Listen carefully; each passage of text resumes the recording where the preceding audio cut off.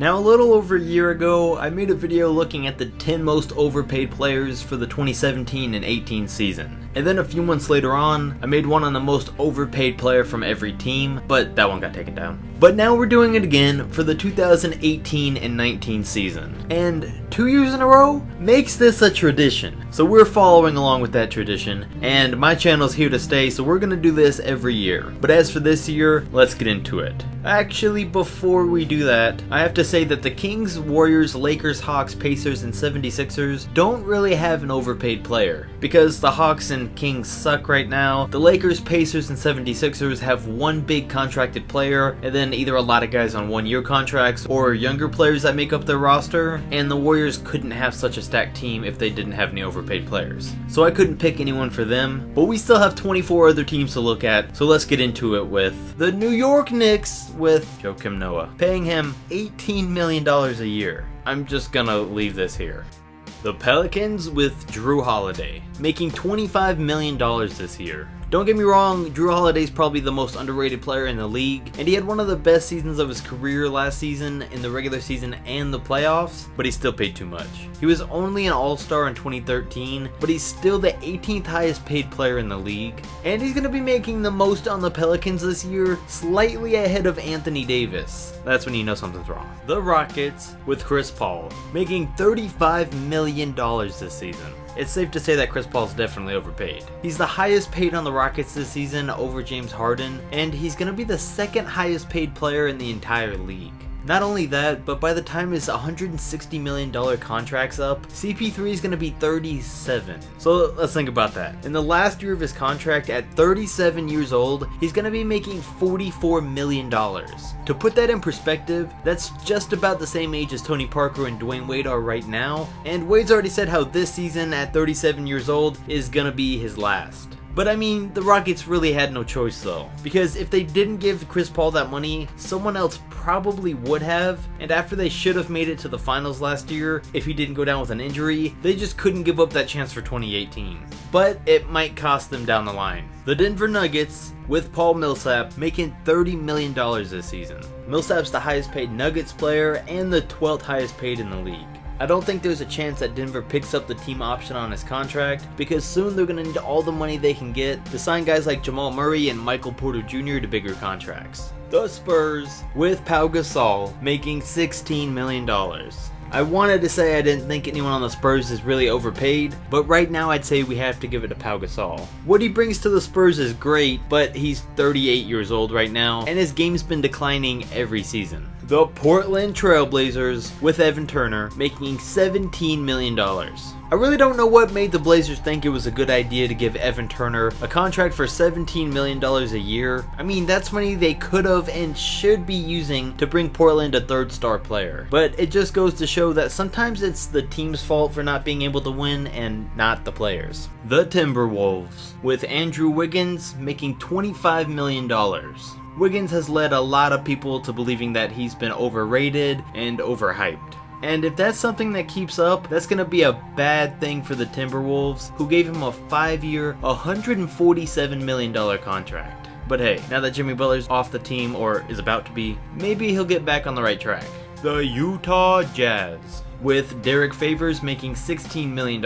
Favors started out as a 3rd overall pick, and there were high hopes for him, but the man's really been a bench player for most of his career. He's played pretty good, but I feel like he might be slightly overpaid at this point. The Grizzlies with Chandler Parsons making $24 million a year. I wanted to give this one to Mike Conley for making $30 million a year, but no doubt we had to give it to Parsons. The man's already halfway through his $94 million contract and has only played 70 games for Memphis, averaging 7 points a game. And it's gotten so bad at this point that Grizzlies fans have even turned on him and started to boo him. The Mavericks with Wes Matthews making $18 million a year. Wes Matthews is slightly overpaid, but it doesn't make that much of a difference because the Mavericks have got leftover money to use. The Phoenix Suns with Ryan Anderson making $20 million a year. The Rockets gave Anderson a 4-year, $80 million contract a few years ago because he fit their style of play, but that never panned out. So they traded him. And now it's the Suns' problem to deal with. But it's alright because, like the Mavericks, they've got the money to spend right now. The Boston Celtics with Al Horford making $29 million. The spot could have gone to Gordon Hayward, who's the 6th highest paid player in the league, but I think he's more deserving of his big contract than Horford is. Al Horford is everything Boston needs in a center, and he does have a great all-around game, but I don't think there's too many other teams in the league that would have given him a $113 million contract. The Toronto Raptors with Kyle Lowry making $31 million. Woohoo! Ooh, calm down, Toronto. That makes him the 7th highest paid player in the league and the 4th highest paid point guard. He got that contract after having the best season of his career when he averaged 22, 7, and 5 in 2017. And maybe I'm just hating on Kyle Lowry, but I don't see how he would deserve $30 million a year. Because on top of that, he was even paid more than DeRozan when he played there. The Clippers with Danilo Gallinari making $21 million a year. Gallinari is the highest paid Clipper right now by a good margin. His contract isn't the worst, but it's definitely not the best. The Nets paying Allen Crabbe $18 million. We gotta blame the Blazers for this one, because they gave him his 4-year, $74 million contract in 2016. The same year that they gave Evan Turner pretty much the same deal. What are you doing, Portland? The Chicago Bulls with Jabari Parker making $20 million a season. Some people think Chicago overpaid by matching the $76 million contract offered for Levine, but I think that was a good move, so instead I'd give the Bulls most overpaid to Jabari Parker, because I think they're gambling big time right now by giving a guy that hasn't shown he can stay healthy a 2-year, $40 million contract, making him the highest paid player on their team. But hey, if he does stay healthy, then it was probably worth it, and if not, at least it's for only 2 years. The Cavs with George Hill making $19 million a season. Doing these videos makes you really realize just how many overpaid players there are. For the Cavs, this could have gone to George Hill, which it did, Tristan Thompson, or J.R. Smith.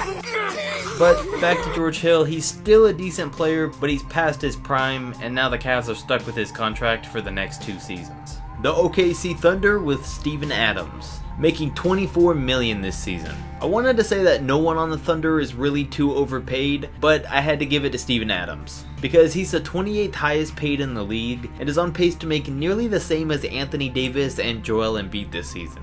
The Milwaukee Bucks with Matthew Dellavedova making $10 million. Dellavedova had a similar situation to Norris Cole, where he got made to look a lot better than he actually was by playing with LeBron James. These were both backup point guards that excelled at bringing energy off the bench on defense, but had LeBron to hide their weaknesses on the offensive side, which is what led to him landing his 4-year, $38 million deal that to this point hasn't looked like he was really worth it. The Wizards paying Otto Porter $24 million. The fact that this season Otto Porter is still the Wizards' highest paid player is not good news for them. I mean, next season is when John Wall's max extension kicks in, so at least he won't be the highest paid player for next season, but he's still going to be their 2nd highest paid above Bradley Beal, so it's safe to say the Wizards may have made a big mistake there. The Pistons paying Blake Griffin $32 million. In 2017, he landed his huge 5-year, $173 million contract. In the first 5 years of his career, he was becoming one of the bigger stars in the league, was an all-star every year, and helping the Clippers to the playoffs every year. So it looked like he was on pace to earn a contract like that.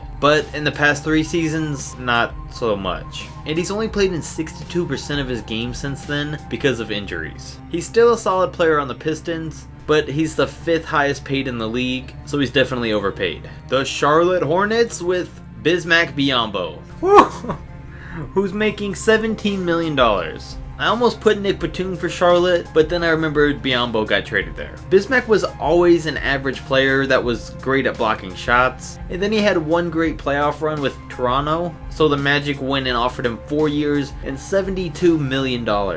And to not much surprise, they were let down by how he played and traded him to the Hornets. The Magic with Timofey Mozgov making $16 million. No wonder the Lakers fired Mitch Kupchak a while back, because in 2016 he gave Luol Deng that 4-year, $72 million contract, that's probably the worst in the league, and gave Mozgov this 4-year, $64 million deal. And since then, Mozgov fell out of the Lakers rotation, got traded to the Nets, fell out of their rotation, and is now on the Magic. And you probably see the trend here for what's to come. Speaking of falling out of a rotation, we have the last team and person on this this list, with the Miami Heat paying Hassan Whiteside $25 million a year. When Whiteside signed his 4-year, $98 million contract in 2016, it looked like he earned it, but ever since then, not so much. Because since then, he's earned a reputation of being overrated, lazy, and for the fact that he hasn't made any progress to his game since then, which played a part in him getting benched in the playoffs last year. And that wraps up the video. Now if there's anyone that you guys agreed or really disagreed with, as always, definitely comment that down below. Let me know. Don't forget to like, subscribe, and I'll catch you next video.